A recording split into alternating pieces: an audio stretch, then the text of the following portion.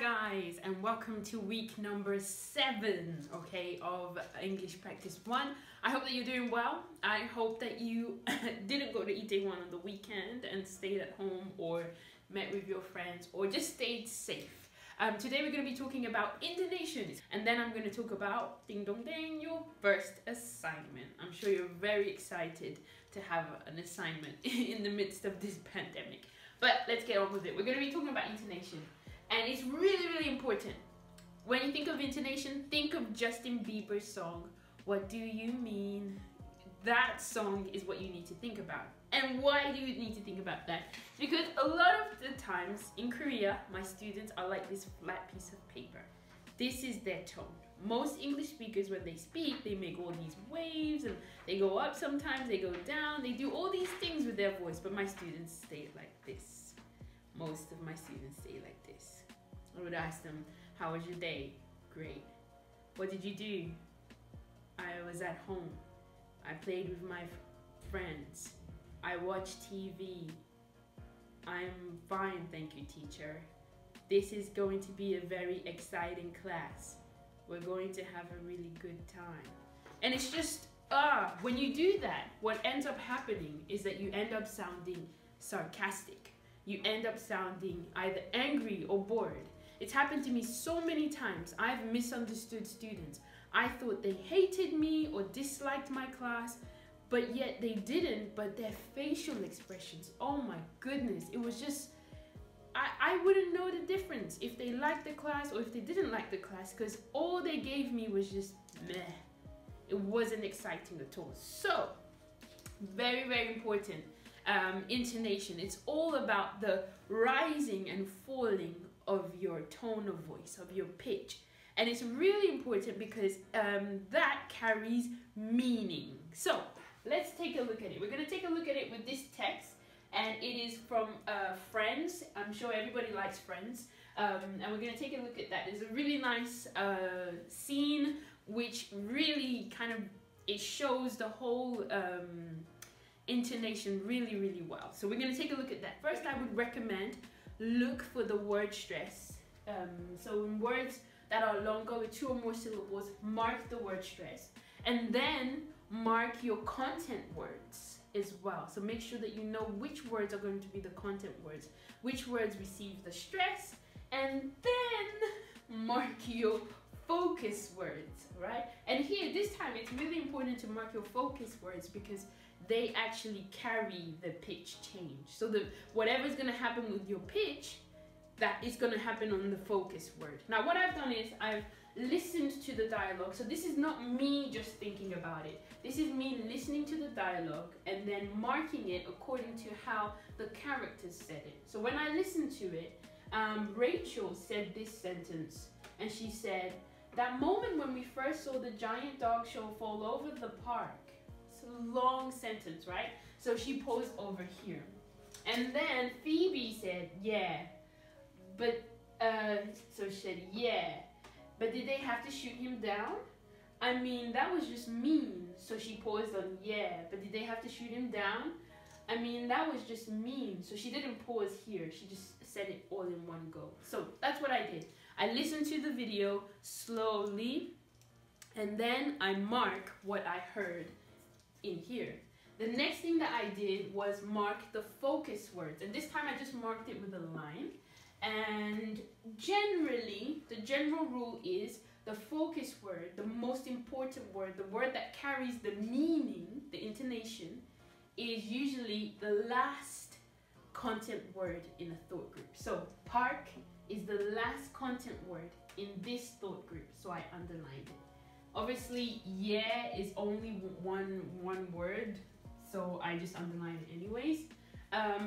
Down is the last focus word, although I debate between these two, because she may say, but did they have to shoot, because she emphasizes this word, so perhaps I have to listen to it again a little bit.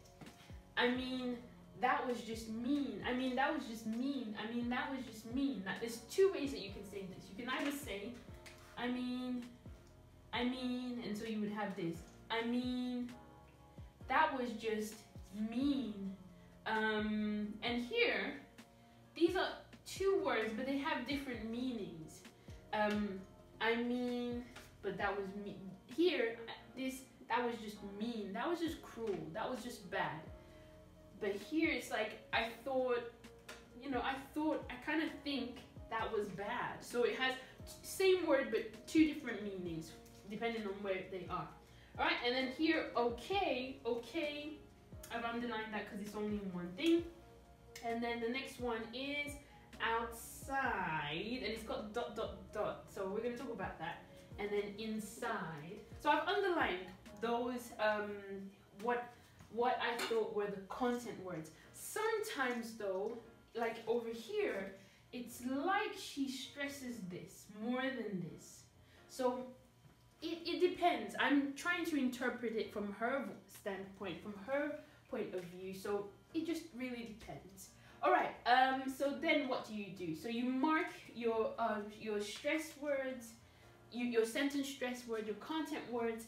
You mark your focus words. You mark your thought groups, and then we start to think about the intonation. Now, you should already know by now. If you don't, then you better get to know.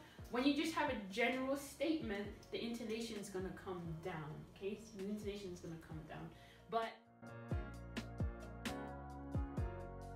But you also do need to think about all those stress things. So we're going to go that moment when we first saw, and it's going to go flat here, the giant dog shadow. Well, it just pretend it keeps coming, shadow fall over the, and then on park, because this is our focus word, we're gonna do a little spike, giant on park, and then it's gonna glide right down, right? On park. So that's kind of what we're gonna say. The moment when we first saw the giant dog shadow fall over the park, okay? That moment when we first saw the giant dog shadow fall over the park, right? That moment, and you know you're gliding because there's no unstressed syllable afterwards. So you're gonna just park instead of park. If there was another thing behind it, over the park, parking. Let's say if it was over the parking, you would go over the parking, over the parking. But here it's just over the park. Another way to do it is with a ball. So you say the sentence, that moment when we first saw the giant shadow fall over the park. I'm terrible at throwing. Back, one more time. That moment when we first saw the giant shadow fall over the park. Now, with the ball, it helps you to elongate it. One of the problems that I have with some of my students is they sometimes do this. For example, this word always gives, I mentioned it last week. This. My students will say jock. Okay? Hey, stop joking. But in English speakers, they will say stop joking. So the amount of time it takes for the ball to go up, you need to keep the sound, right? So this would really help you to just express the intonation more exaggerated, more bigger. It will really, really help to get that intonation awareness in your mind. Another thing that you can do, because this is a really long sentence and she hasn't paused here, you can do the backward method. So you start with the focus word, say it loudly, park. So we're gonna go park, the park, over the park, fall over the park, shadow fell over the park, dog shadow fell over the park, giant dog shadow fell over the park. The giant dog shadow fell over the park. So the giant dog shadow fell over the park. First saw the giant dog shadow fell over the park. We first saw the giant dog shadow fell over the, full over the park. Sorry, I don't know why I'm saying fell over. Full over the park. When we first saw the giant dog shadow fall over the park. When we first saw the giant dog shadow fall over the park. Moment when we first saw the giant dog shadow fall over the park. That moment when we first saw the giant dog shadow fall over the park. So if you do that, you go from here and you keep adding one word and keep saying it. It's gonna help you to say that sentence in one breath. Because remember, you don't want to say it like this. That moment when we first saw the giant dog shadow. You don't want to say it like that because it's too slow, and you also don't want to say it like this. That moment when we first saw the giant dog shadow fall over the park. That wouldn't make any sense. If it's really, really difficult, then you can also break it down into little chunks as well, little mini chunks. That moment when we first saw the giant dog shadow, maybe I'll take it over to shadow, fall over the park. But then when you do that, each little section needs its own new pattern. So you need to go in and do a new pattern for it. So let's see.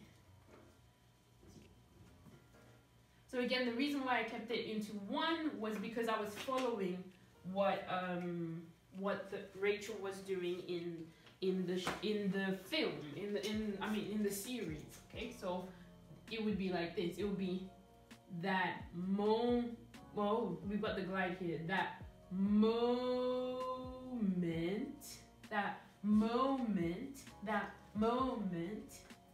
And you know, it's just a statement. So it has a rising, falling. This is more sharper falling. And then here we say, when we first saw, and it will glide down. When we first saw the giant dog, keeps going, oh no, it will go, I can't remember where, shadow, I think the stress will be here, so we will go shadow, because it goes up here, shadow, fall over the, and then it will go park. My intonation lines are so terrible. Anyways, it would sound like this. That moment when we first saw the giant dog shadow fall over the park. That's how it would sound. Instead of that moment when we first saw the giant dog shadow fall over the park. So can you see when you break it down, it slows it down a little bit, but it's more manageable. All right, let's see the next part. So yeah. So it starts off kind of, you know, it kind of glides down. Yeah. And again, use the ball to help you. Just instead of yeah, it should be yeah. I caught it. Yeah. But did they have to shoot him down? So it keeps rising, keeps going, and it goes down and glides down. Did they have to shoot him down? Again, use the ball. Did they have to shoot him down? Or you can say the full sentence. Did they have to shoot him down? Like that. And then she goes, I mean,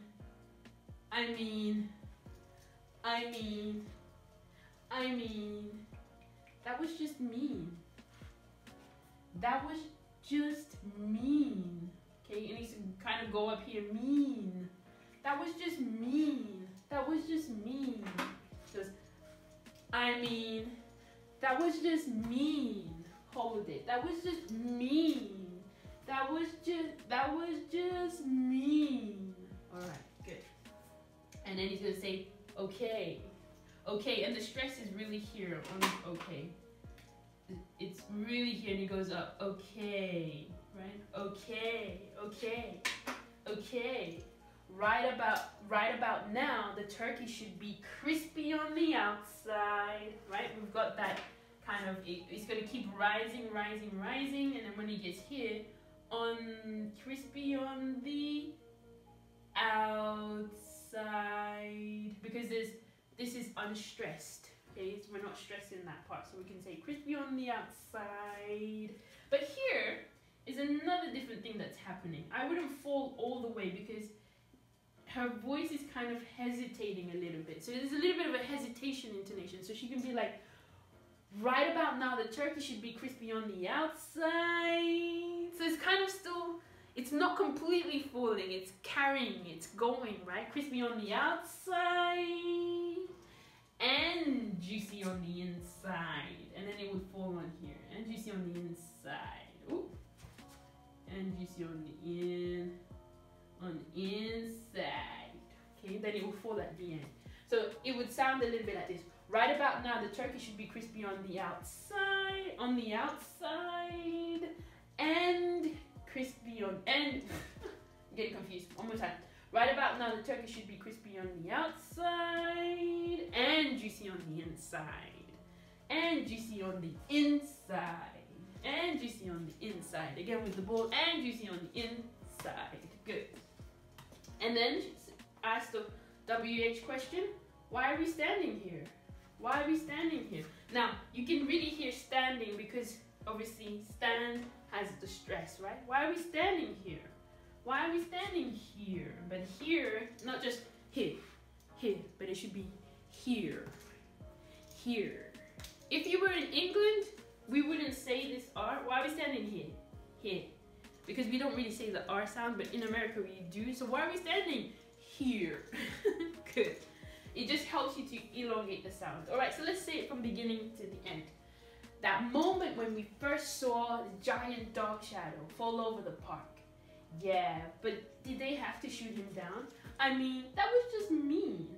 Okay, right about now the turkey should be crispy on the outside and juicy on the inside.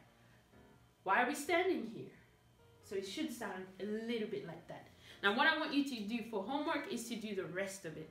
Listen to the video, put down your markings, put down your focus words, your thought groups, and just if you need to, for any 2-syllable words or more, put down where the stress syllable is, and then I want you to dub your voice over the video. I want to hear your voice over the video. Try to get it as close as possible to the character, okay? And then submit that. Submit your marked worksheet as well as your recording of yourself doing the scene. So when I play the scene, your voice and their voice should be in time. Try and keep to the time. So push yourself. Practice, practice, practice. If it's too fast, slow the video down and then practice, you know, at a lower speed, and then keep making it faster and faster and faster. So I'll post the video up. The next assignment I'm gonna give you to do is to teach a mini lesson. Okay, you're gonna have 3 to 5 minutes of lesson teaching, right? So it's a micro teaching. It's a mini lesson.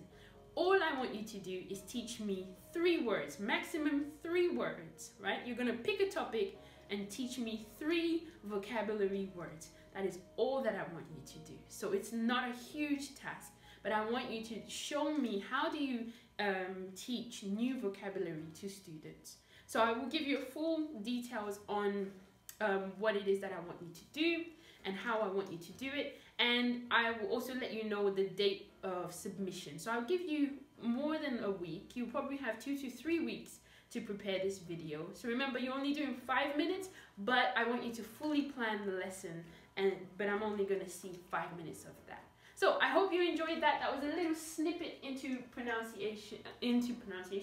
intonation. As of next week, we're gonna move on to sounds, right? Now, one little thing that I wanted to do, that I wanted to show you, was where we are at right now. So this is the intonation.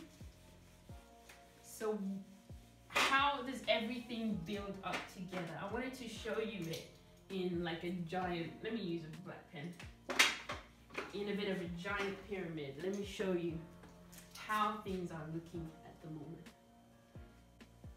Okay. And I'm going to do the example with just a simple word like banana. Banana, right? So right here, if this is the pyramid of pronunciation, right? At the very bottom, you've got individual sounds, right? So from next week onwards, we're going to be learning individual sounds. So we're going to be focusing on individual sounds, like consonant sounds, as well as vowel sounds. So here we have banana, and we know banana is usually spelled B. And these are the funny symbols that you would see, banana, right? So you've got that. That's the part that we're going to be focusing on from now on. We're going to start to learn about individual sounds, and you're going to get to know all these symbols. What does all these symbols mean? All these things like this. But then after you know the individual sounds, you need to think about the word stress. The word stress. After the word stress, you have sentence stress. Okay. After sentence stress, you have intonation. Intonation, right? And really importantly, everything that kind of links together all throughout, you need to always remember your syllables. Because it determines this, right? So right at the very foundation, you need to know how to break the word into syllables. Banana. And then here, you know which word, you know that banana is like this. Banana is like this. And then you know in a sentence, for example, I love banana. I love banana. You know you're going to stress this and this. Because you know you're going to say, I love banana. I love banana. I love banana, right? And then in your intonation, you would then deal with this kind of sentence. You know it would go, I love banana. It would go like that, something like that. But anyways, this is what is happening. So we kind of weirdly, we started here, and then we went here and here, and now we're going back to the foundation. So by the end of the semester, everything should click together and make sense. And obviously inside here, there's also linking. I mean, there's loads of things that are happening. There's the focus words. There's so many things happening, but you get the basics of what's going on. So we started here and went up to dealing with kind of like what's happening with your voice. How do you sound clear? How do you deal with meaning and everything like that? But then we're gonna go to the foundations from next week onwards. So I hope that you're staying well, stay safe, stay blessed. Today was a very short one because, hey, sometimes we need a short lesson, and I'm going to give you more work so that you can apply all of these things. So if you notice, I didn't actually get the chance. I didn't have the time actually, so I'm really sorry. Last week I didn't get the time to send you the work to go along with the video, but I'm going to send it to you this week. And I really do want you to look at it, practice all of these things. And whenever you get something from pronunciation class, please do oral practice. Don't just do the physical writing down or marking, but do oral practice as well. So stay blessed, stay safe. Don't go to EP1. Don't do what you shouldn't do. Don't spread the disease, right? Enjoy life. Don't get too stressed out. If you do email me, I do see it. I'm trying to get on top of things, and I will answer you as soon as I possibly can. Please understand your professors are overloaded with so much work because of this whole situation. Please keep enjoying, be in contact. I do see the messages, I just don't always have the time to respond as quickly as you may want to. But thank you again for always following the lessons, and yeah, stay blessed, stay safe, and bye bye.